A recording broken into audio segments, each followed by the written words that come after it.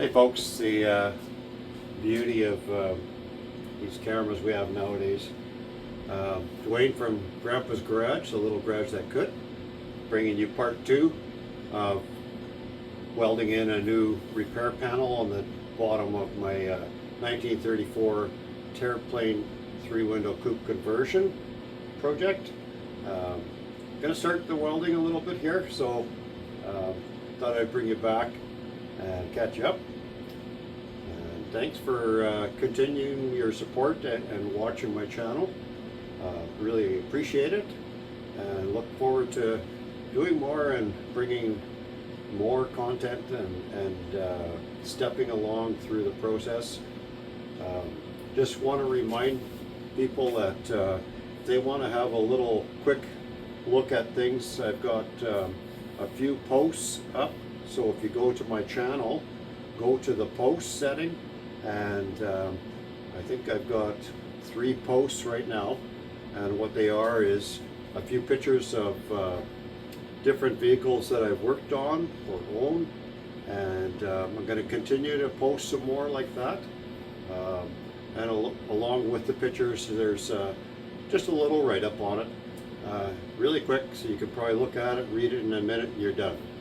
But just thought you might find it interesting, and hopefully it is something that everybody likes, and I'll continue doing it, and if everybody likes it or really likes it, then maybe I can change it up. But for now, I'm going to focus mostly on the videos. So let's get welding.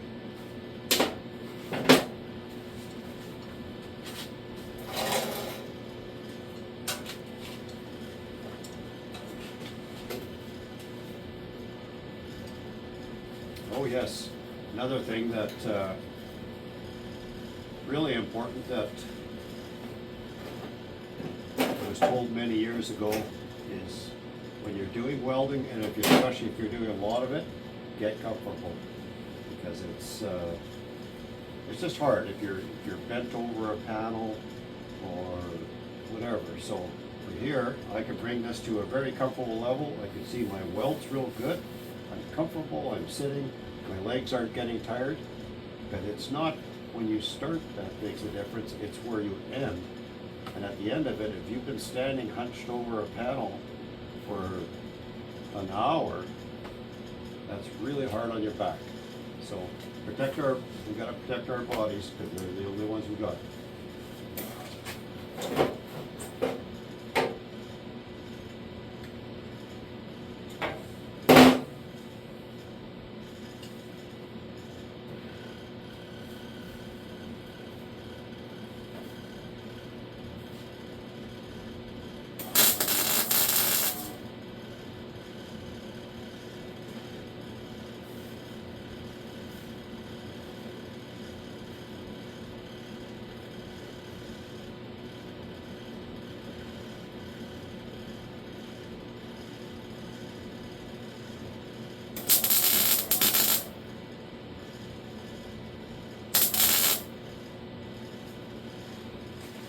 Now you'll notice that I'm using the one hand with no glove on it, and I know that for feeling stuff I can feel really good with the glove. It gives you actually a pretty good feel for it. But I find that especially when you're setting your panel like this, I just like to have a little touch better feel for it, because then once it's lined up, it's lined up. And it's much easier then to go back over with gloves on and finish welding. And you'll notice that I've done about 4-finger set for where my next weld's going to be, roughly.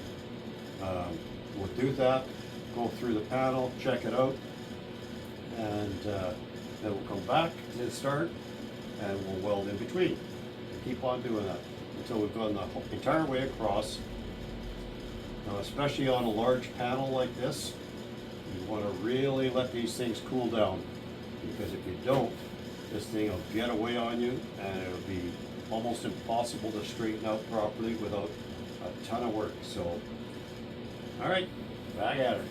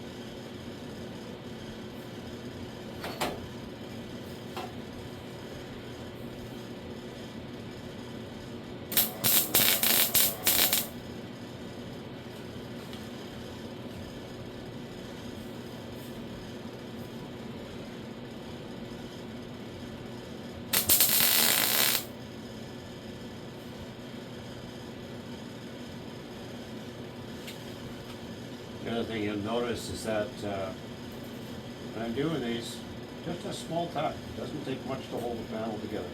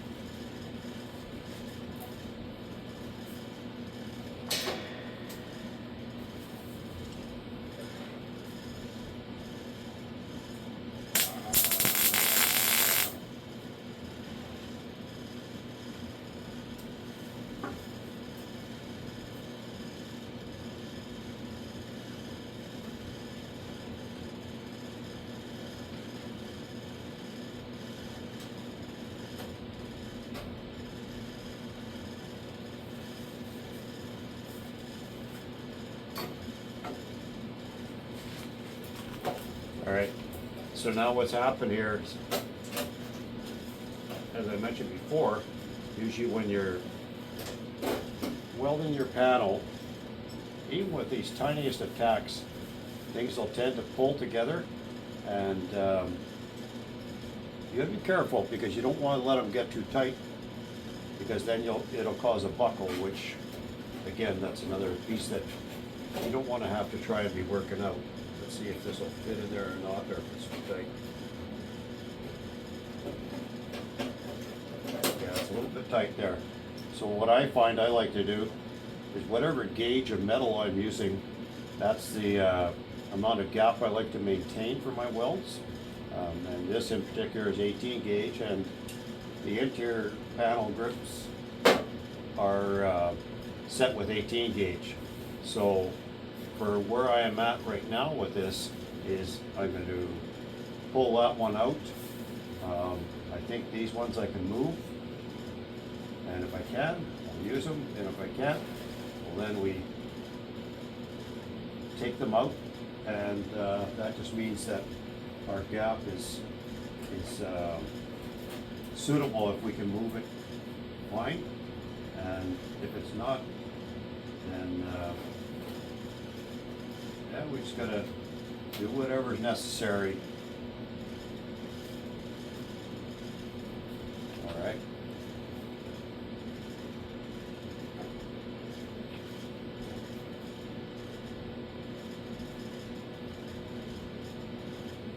Okay.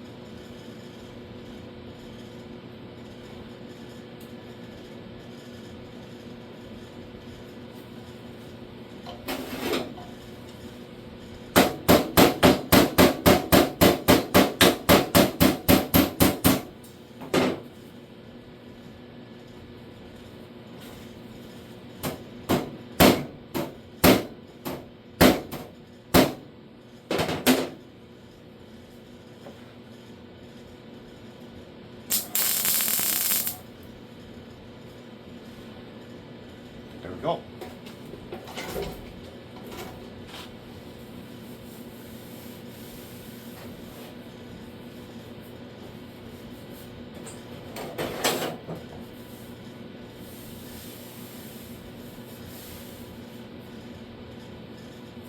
All right, so I'm going to start working from the right side, going back to the left again.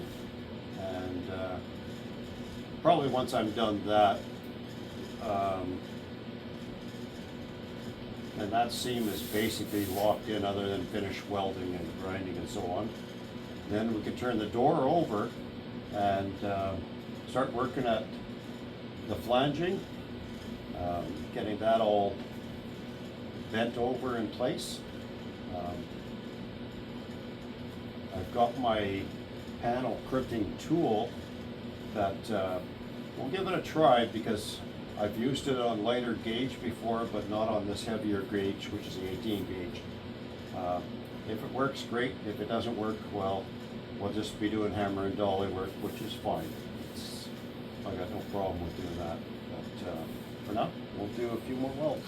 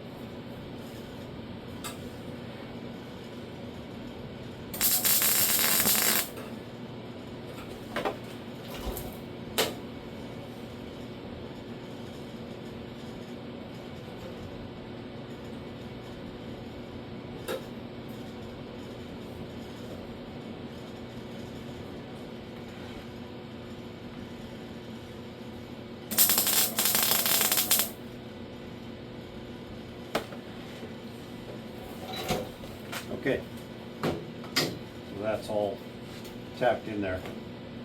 Again, I'll come back and keep working it, but we don't need to be looking at that long video. You'll notice that I was using my little pry bar on a couple spots. Now, the intergrips are not perfect, but right beside them, the lap is tight and is flush. But sometimes you get a little bit of stuff on the backside, no matter how fussy you are with cleaning it, and it just throws it off just that little wee bit. So you use something nice and thin like this, just pry it up and get it level or as close as you can get it, and yeah, it just saves you a lot of work in the long run. So I'm going to move a few things here, and then we'll flip the door over.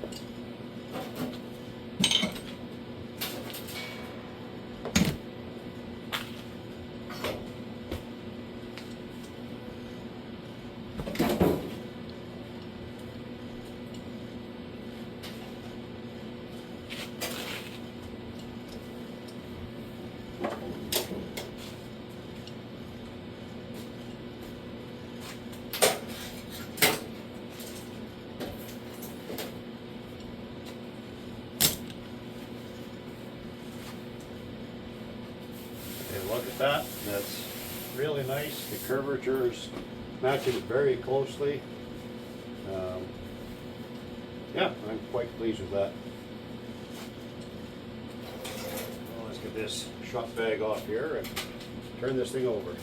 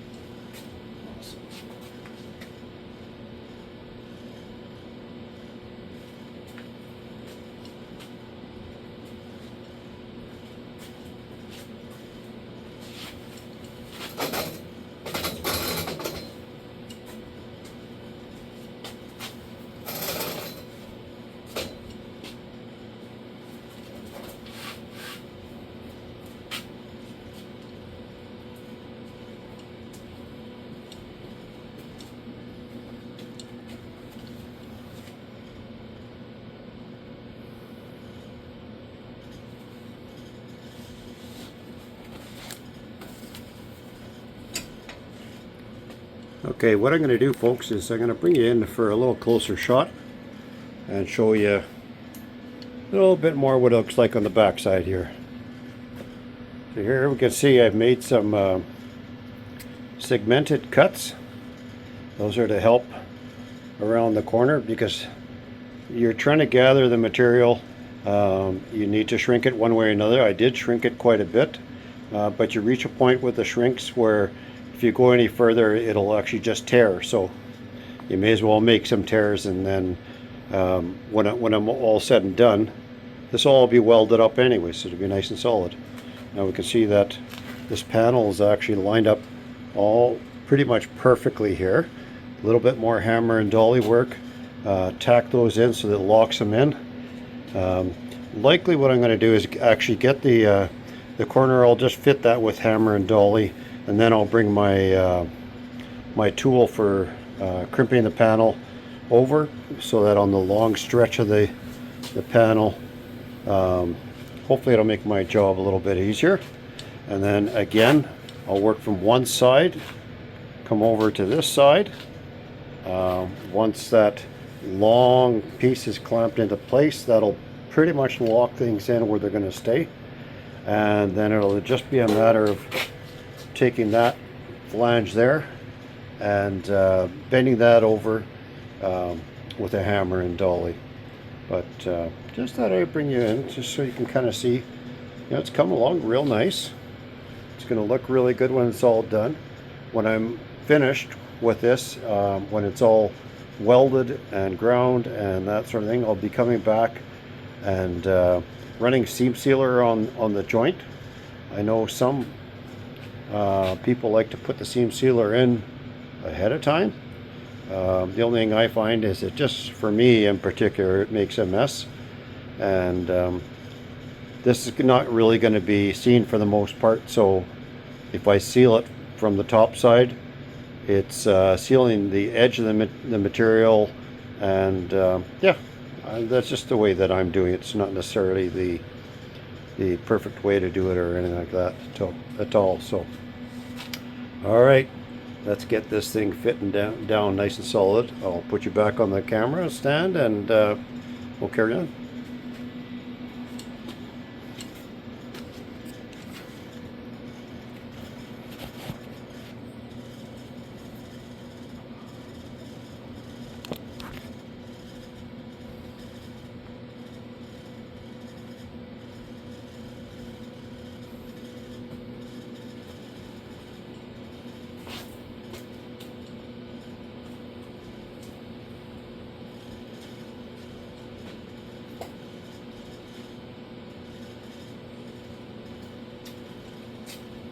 All right.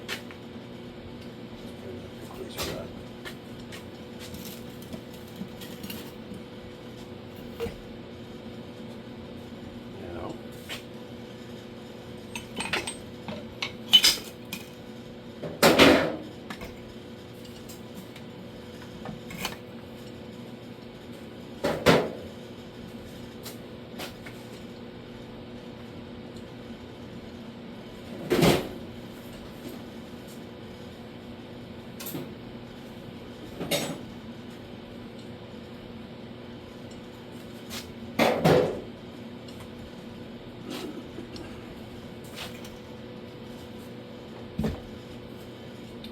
now typically when I'm excuse me, fitting something like this, I like to use this dolly.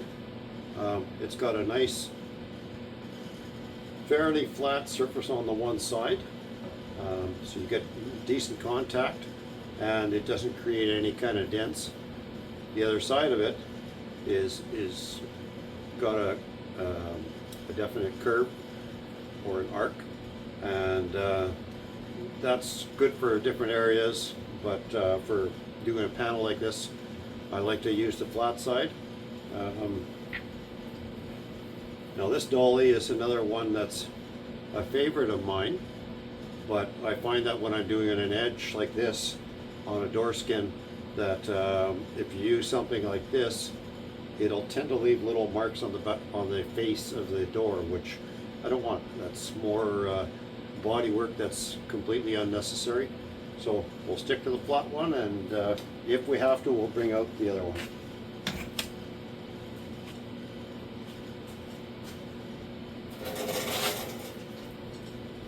I think I'm going to put my earplug back in again because It gets a little bit louder hammering.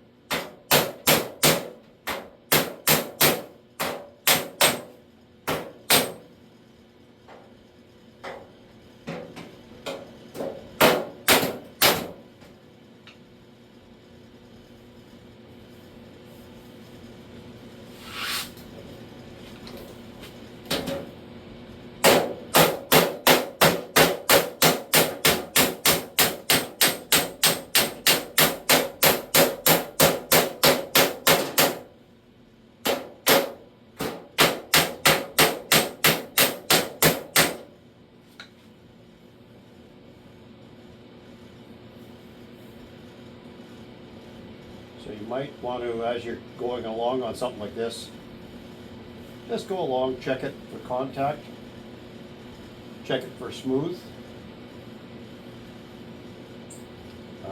It's much easier to back something up before you get too far, and then to lock it all in and say, damn, it's out, out of alignment. So let's try and adjust that now. I pre-aligned the inner paddle ahead of time because I knew I wanted this to fit, but there's still going to be a little bit of messing around with that. It's pretty much inevitable, but you just try and make your job as easy as you can.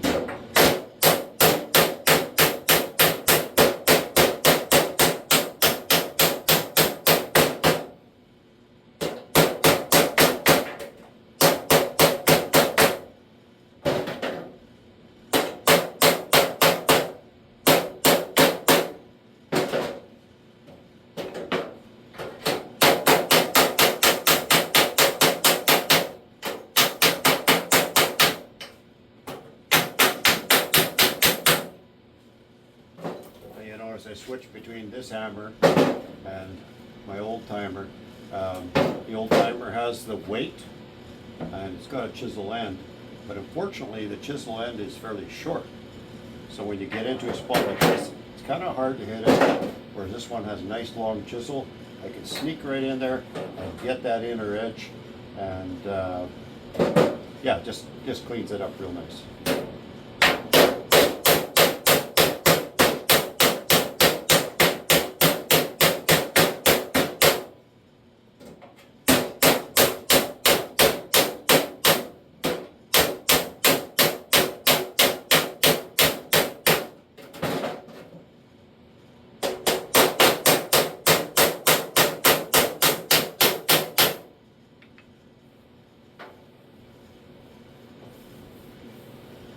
There we go. So now I can feel right there that there's nice solid contact on this. You can go across here with a sander, just a light dressing, and it'll smooth right up. But of course you got all the different spots to weld in there.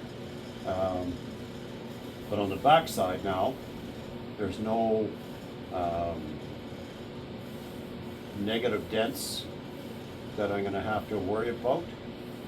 There's always going to be just a very, very little bit of filler that you'll likely have to use. But, it comes actually pretty darn nice. There's a little bit more hammer and dolly work to be finished on here. The one edge right here is not quite all the way down. So let's just knock it down here.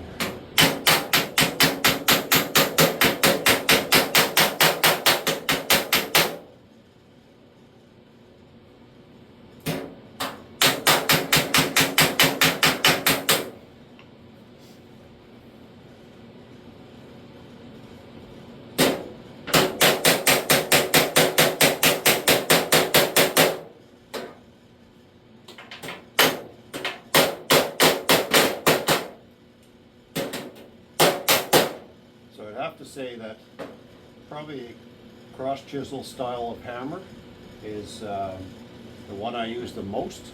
But it depends on what you're doing. So for this particular application, that's what I tend to use the most. If I'm doing metal finishing where I gotta bang out some shrinkage dents or just dents in general, then I'll tend to use my pick hammer, which is just a point, so that when you're hitting, you don't have to hit as hard when you've got a small point.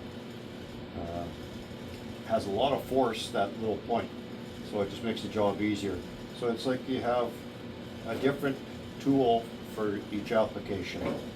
So what I'm going to do is I'm going to grab my tool for doing the flange on here, and we'll see how it works.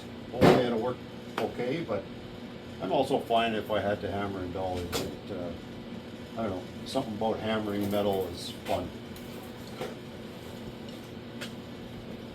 First for a zip.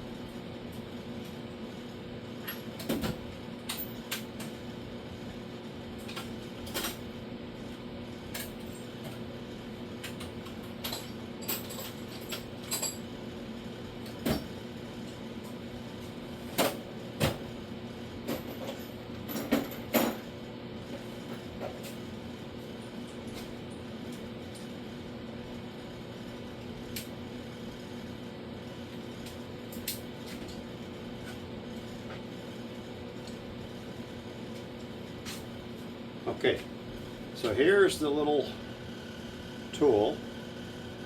It's called a panel installation tool. Had this one for quite some time. It's not a really high use tool. Essentially it's operated installing a socket wrench so you can move, and this is a knurled driver edge, and you can see it's got two wheels. They're canted. So essentially what you would normally do is bend the flange over to about 45-degree angle and then feed it in, and it starts tightening down.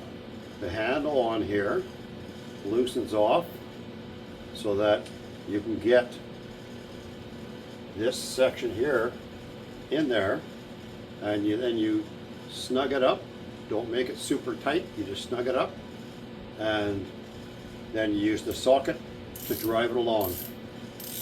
And you know, like I say, I've used it before and it worked pretty good, but with this being a little bit thicker metal, we'll see how it goes. Nice if it would really work, because whatever, save a little bit of hammering and that sort of deal.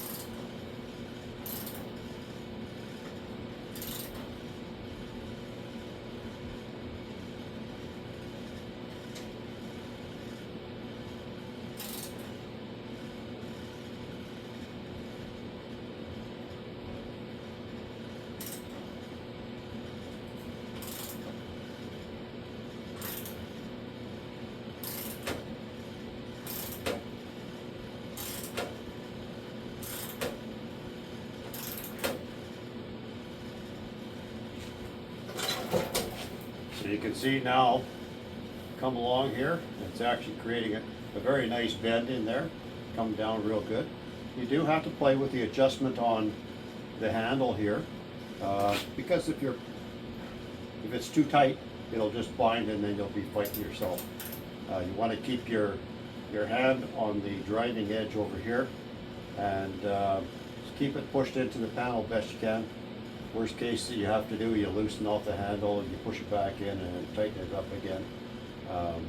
But yeah, it does an extremely nice job. And now, like you see on the back side of this, it is smooth as can be. So yeah, I think that's going to work out real good for me. So we'll just carry on and try and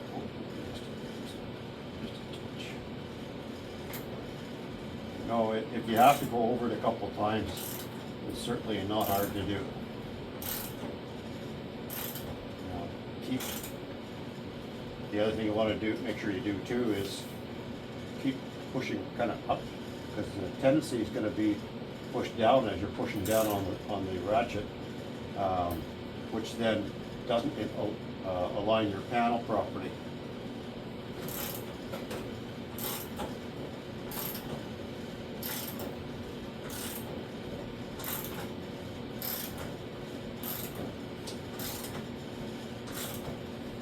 Now this is not necessarily a perfect fit.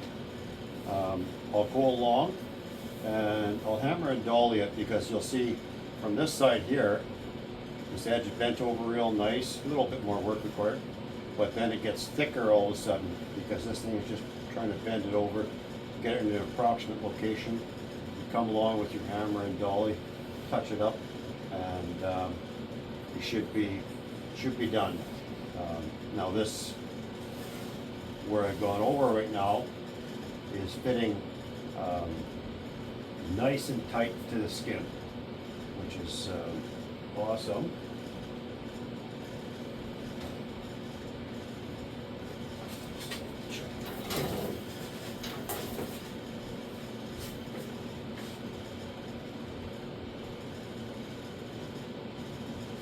Yep.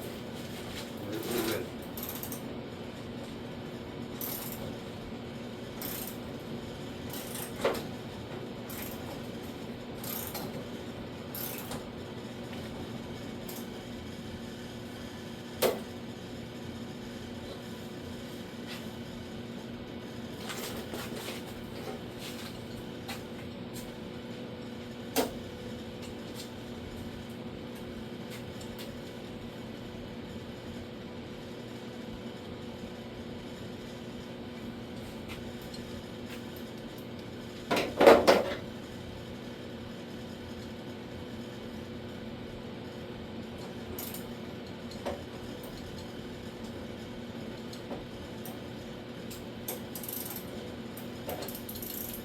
Okay, so one of the things that I did notice here is it was starting to creep on me a little bit, so I'm going to have to tap it back up.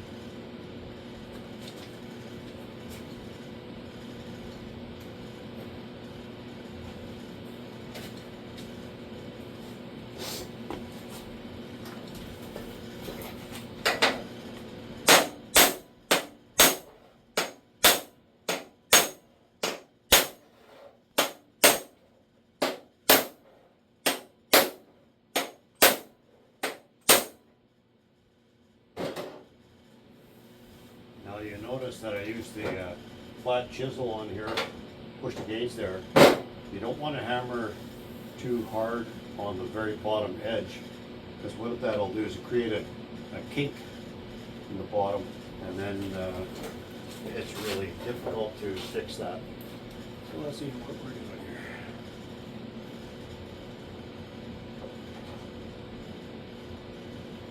Now that seems much better. I'm going to try tapping that in a little bit more, and then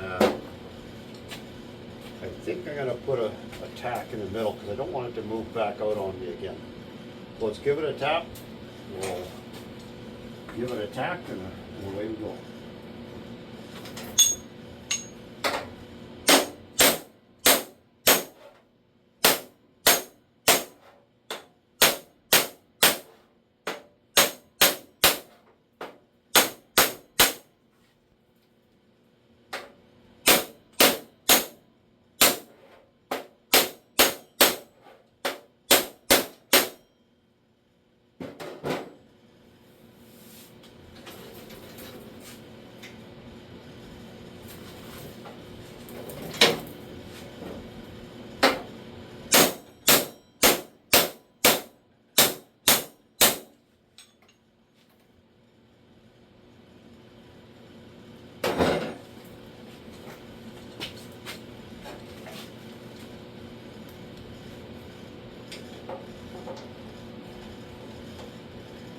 That's better. Okay, so we're just going to give that a quick tack here, and that'll lock it into place.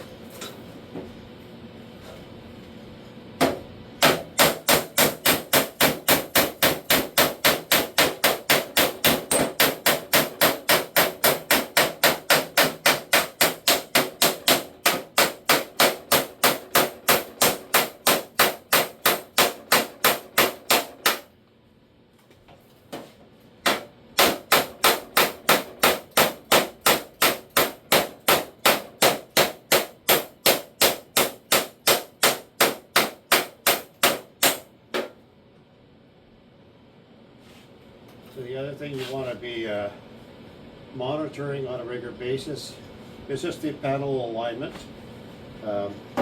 This bottom edge is in nice and tight to the inner panel. That's why I ran a couple tacks on it just to lock it in place. Go along now and hammer and dolly all this, and at the end of it all, you have a nice smooth panel on the outside. You may get the very odd mark. None of us are perfect, so just gotta try and do your best. So now I've got again the 4-finger stretch between my tack welds. I'm gonna let it cool down real nice. I won't really be doing a whole lot more tacks on this anyways, just because of what it is. By the time it's locked in like this, it's really not going to go anywhere. It's welded on the joint. It's tacked on here. It's crimped on here. Almost impossible for it to move. So what I'm going to do, folks, is I'm just going to carry on. I got to do the end flange, get that in place. Once that's all hammered and dollied into place nice and tight, then I just got to go back and hammer and dolly all this edge, make it real nice and smooth. And yeah, a few more tacks here and there, and then I can flip the door back over and start welding the seam on the outside. But for now, I think we're going to call it. The first video, part 1, was kind of longish, and I think everybody gets the idea of this. Yeah, it comes along. It just takes time, and you got to pay attention and just keep on eyeballing stuff, because if it starts to get away on you, it's easier to get on it and adjust it, rather than waiting till the very end and trying to adjust it. That doesn't work well generally. So anyways, folks, this is Dwayne from Grandpa's Garage, the little garage that could, saying thanks for all your support. Thanks for coming and watching. Thanks for liking, sharing, and subscribing my channel. It's starting to get some good traction with the channel, and I hope that my little posts are something that's interesting as well. But just want to do that as kind of like a backwards chronological thing to show the stuff that I've worked on over the years. Unfortunately, I don't have pictures of everything that I've worked on. I can only talk about it, but that doesn't mean anything if you don't have pictures. So, but anyways, again, Dwayne from Grandpa's Garage, the little garage that could, saying goodbye and have a great day.